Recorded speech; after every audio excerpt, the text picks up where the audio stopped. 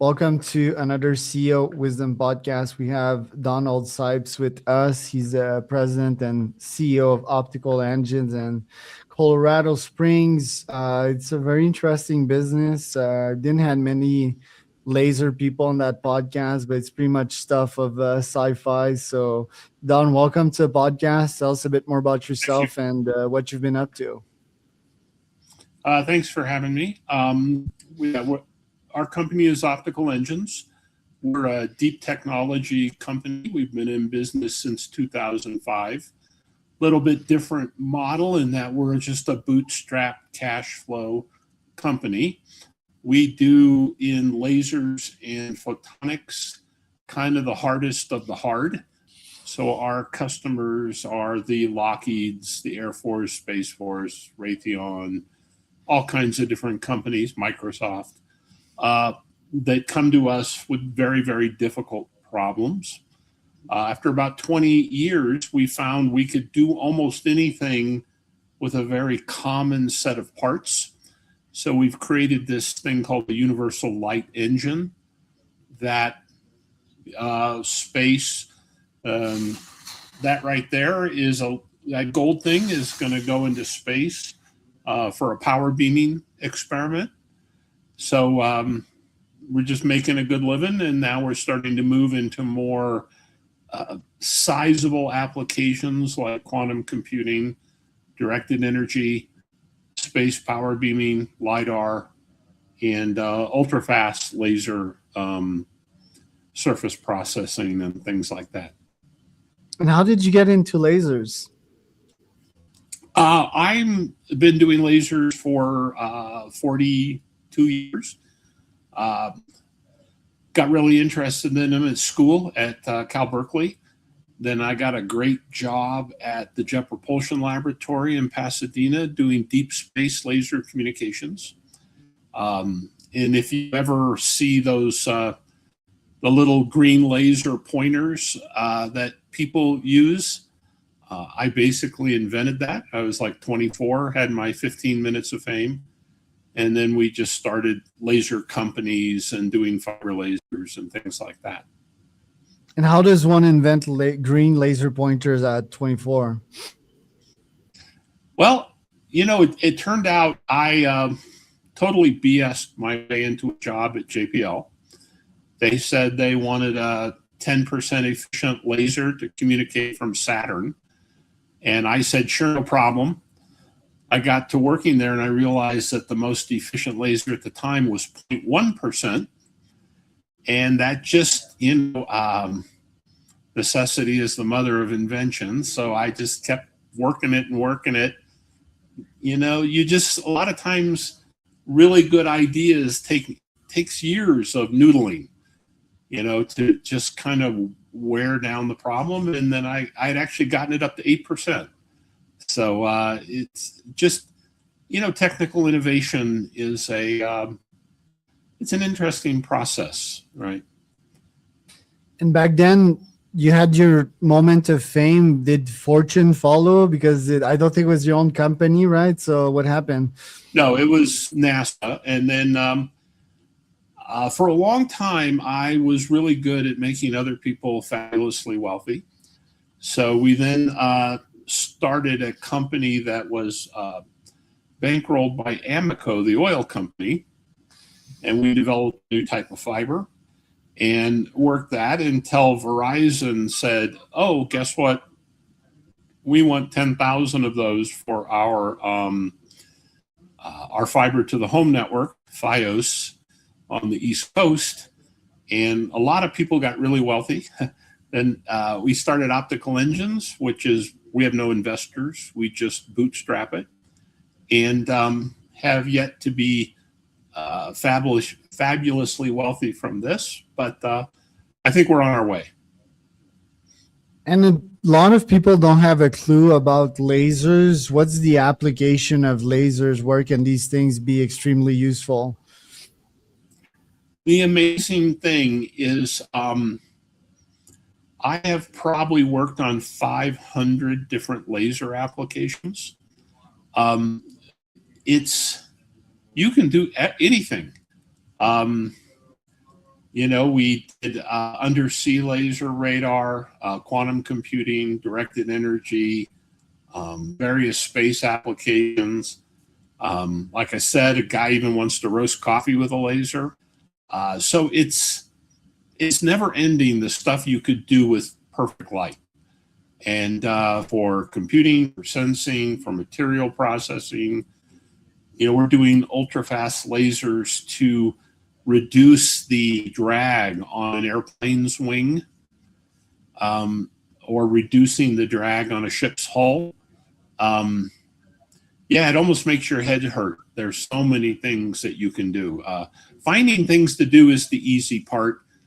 We did laser fat removal one time. Finding things to do is really easy. Turning them into products with real markets is the hard part. Interesting. Yeah, it's funny that you say roasting coffee. I wouldn't think that'd be a super scalable application. But before we get to that, what is a laser? You said it's concentrated light? What it is I call the laser trillion X light. You have your normal sunlight.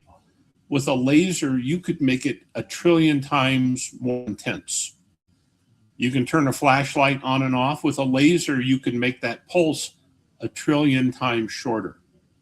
You can make the color a trillion times more pure, or you can make the beam a trillion times more pure so it stays collimated further.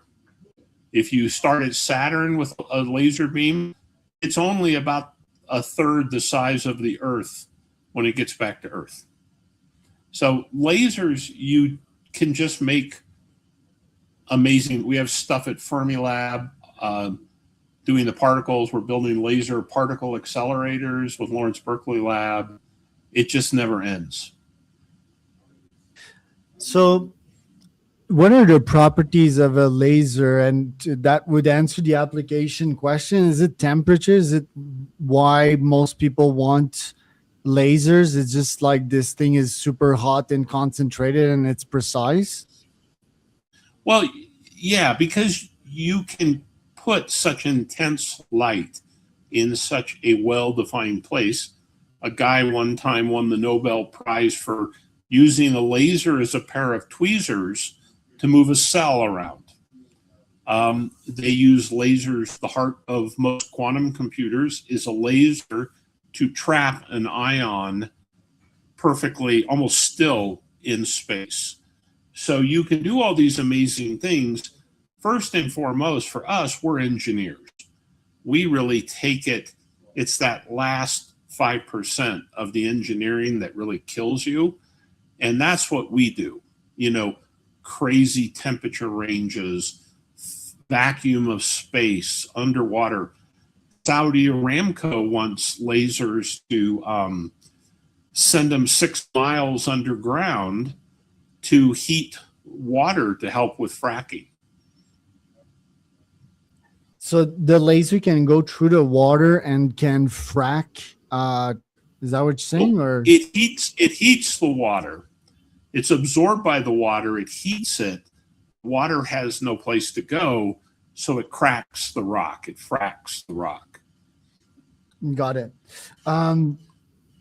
Okay, and the application from an economics perspective, is it in fields like that have extreme margin, like oil and gas? Is that the best application of it? Because we see it in medical as well. We know that the cost of health is extremely high, defense as well, right? Where do you see the core industries where that can have the best of application? Well, yeah, we're always looking for things where someone could tolerate a high price and a high number. They're high volume. There's a lot of people who can tolerate a high price, but it's just 1 or 2 of them. And those are a lot of fun. They pay the bills. They've kept us in business for 20 years.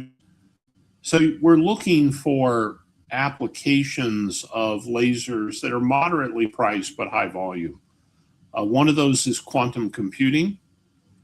A typical quantum computer might require up to 1 million of our products in a single quantum computer. The directed energy lasers, you're looking at tens of thousands of those to shoot down drones. So yeah, the key thing is to look for applications that can tolerate a high price and a high volume. Okay. And your clients right now, what does it look like, the roster?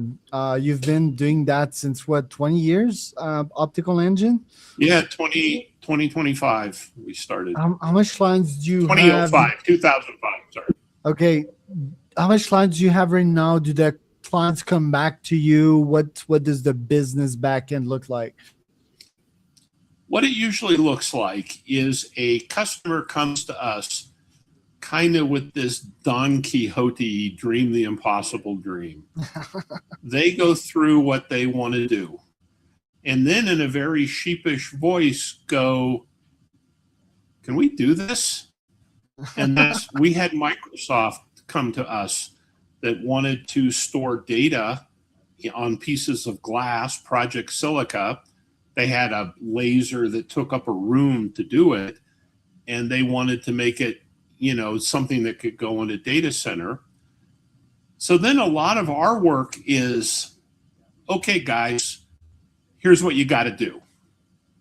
And that's like with Microsoft. That's how we started with them. Just say, here's what we propose to do your system. Then a week later, Microsoft comes back and says, yeah, that's what we want to do. So it's usually that's how I'd say 80% of the time, that's how it works out. So there's this joint discovery that goes on with the customer, with their application in hand. And these contracts, they're consulting contracts, right? You go in and first you have to scope the project, lots of brainstorming with their employees, your employees or yourself. And eventually they get a prototype after a year or two? Yeah, usually our typical sales cycle is 6 to 8 months of kind of architecting, problem solving. Usually we might do, like we have a laser going up later this year, early next year on the side of the International Space Station. And it's going to send pulses down to Earth, and it's going to map the Earth in 3D. So yeah, there's a few months of kind of brainstorming, then we'll turn it into a small study contract, scope it out, give them a flavor of a vision of what it could be. And then we start building a series of prototypes to get it to a point where it's like, okay, now let's build the laser that's going to go in space. Wow. Okay. And how many contracts like these can you handle per year? And are these each like multi-million-dollar contracts? No, they're usually in the 300K to 2 million. And how much can you handle? How big is the team? Right now, we're just about 30 people. We've had 300 customers in the last 5 years. That's a lot. That's a blessing, but it's a curse. Yeah. We did 5.4 million last year. Nice. We're set to do 12 million this year, and hopefully over 20 next year. So we're just starting after 20 years of grinding. We're just starting to hit some payback. That's crazy.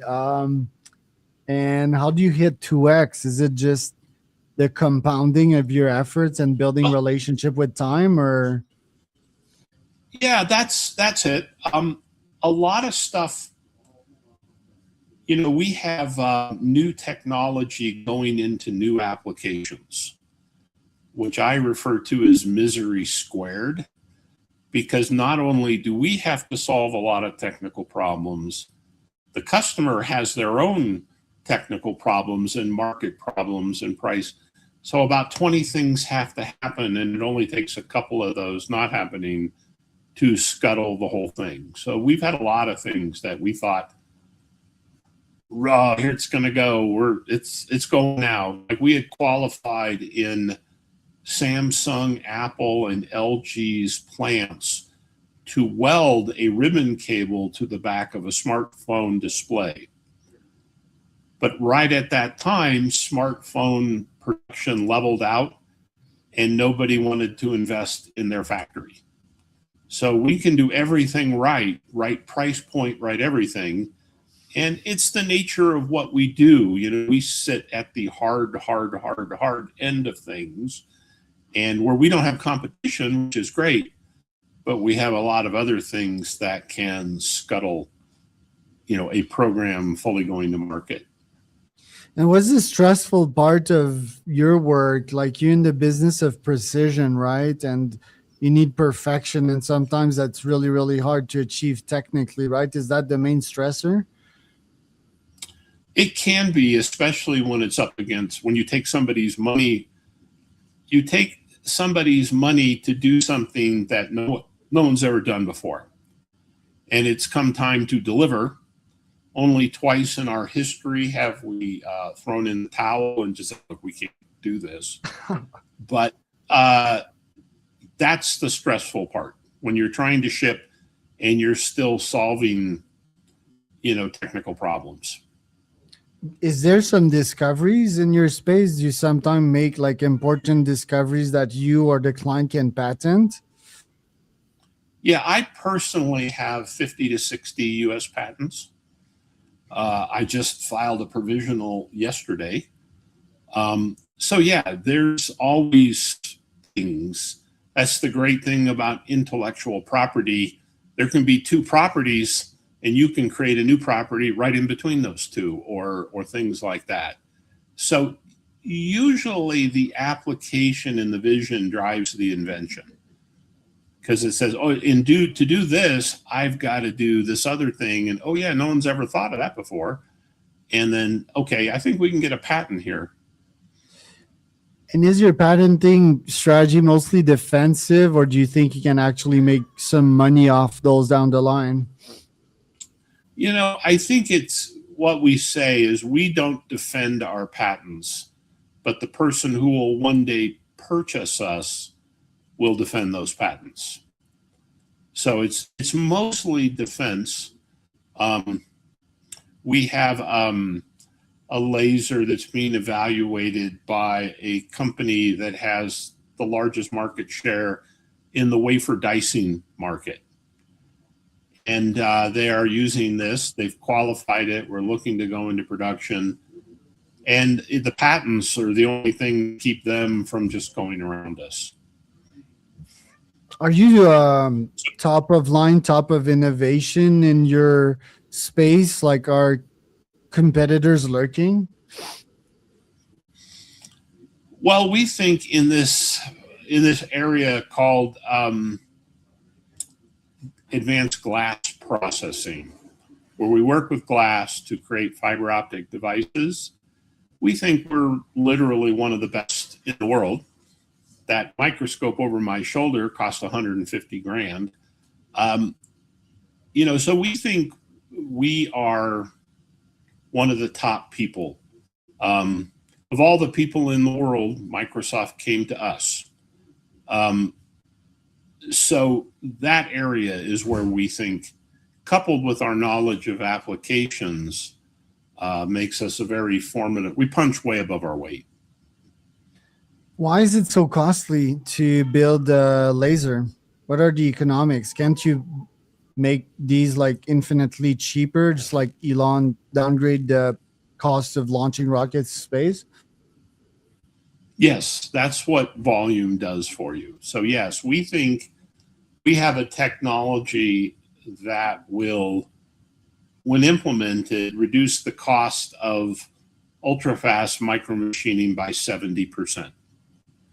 And when you build them in volume, the price can really go down substantially. Is it just a matter of volume? Like is or are Well, lasers it's inherently costly to build and make happen? well, they can be. Our technology, we think, will really drop the bottom out of the cost. Uh, we had built a laser amplifier once that we would sell to Bell Labs and places like that, and it was 95 grand, and it put out 100 milliwatts, and it was a big giant box. And then we kind of just worked it. It's a lot of it is simplifying assumptions.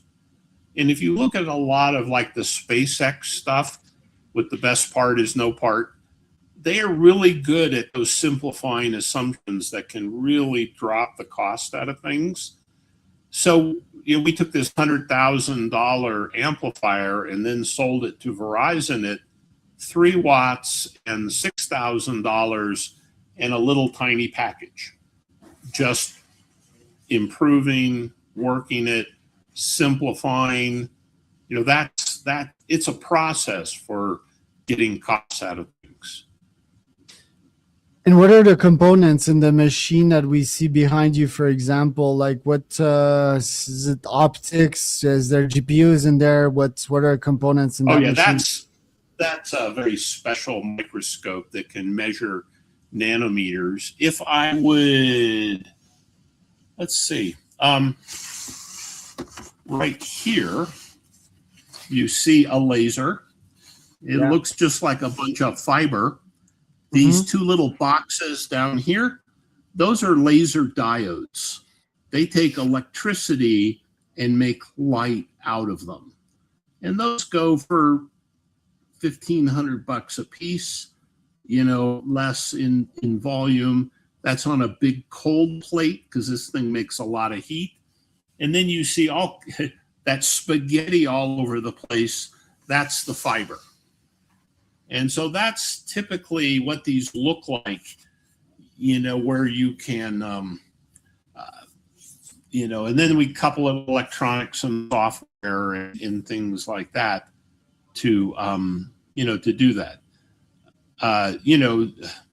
SpaceX, they took satellites from $20 million down to $1 million, but they're still $1 million. So it's cheap, but not that cheap. But it's cheap enough. It's revolutionized the market, and that's what Right. you're kind of looking for. Isn't SpaceX a good SpaceX? Isn't it a good potential client for you? Yeah. They're especially in one area that's really starting to take off is this space power beaming, where when you have a constellation of satellites, that you can save a lot of money by putting a big laser sending light to smaller satellites, and you can reduce the cost of the solar panels by using this laser power beaming. And we actually have the highest power laser right now going into space. It's a 1 kilowatt laser. Ultimately, people are going to want to put 30 to 50 kilowatt lasers. So if you look at some of these drawings of the data center in space, similar kinds of dimensions and power levels, but instead of powering CPUs, they're powering lasers. Space applications could be growing, right? Yes. Medical for sure. Defense we've talked about as well. How would lasers revolutionize warfare? Okay, it's very the lesson has been very clear in Iran. You have air defense currently is a capex problem. Okay, you take an OPEX problem. You take a $2 million missile and you shoot down what could just be a piece of foam, a decoy. Lasers can shoot down drones for $5 each. because you're just using diesel fuel to create electricity. So lasers solve the OPEX problem, but they replace it with CAPEX problem because the laser could be $30 million. And it has a reach of 4 kilometers.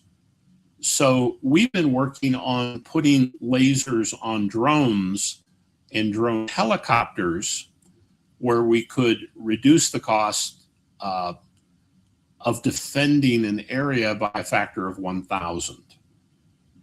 So that's the kind of things that, we're looking at on the defense side. And so you wouldn't have to spend on bullets, right? Right. And that's right. That's right. And you can take down an incoming missile incredibly cheaply, right? Because it's a war of money. Ultimately, it's like paying $5 million to take down $100 missile or drone. Right. That's right. Mm-hmm. Yeah, Okay. A lot of times they refer to the laser as the deep magazine. You don't have to bring bullets. You just need to bring fuel. And what if I guess you need like a very smart system, guiding system that accompanies it, right? Because what if you shoot a laser in the sky and you take down a commercial plane? It's like you find yourself in deep trouble. That's a very good question, in that to fire a laser in the United States above the horizon is very, very difficult to do. It's called deconfliction, and you have to do a lot of work to do that. They fired a laser at a drone in El Paso, and it shut down the whole airport for that very reason. What was it, 6-7 months ago? So, yes, this is a real issue. In war zones, a lot less so. But yes, that's a real issue. And then when you start doing that, people are going to call you Don Snipes. Yeah, they already do that. There They you already go. do that. Where can people find out more about you, Don? www.opticalenginesinc.com is our website. Our motto is prove the possible. And, that's what we do. We get all kinds of crazy requests, and then we turn them into reality. I love that. I was Don and Charles for another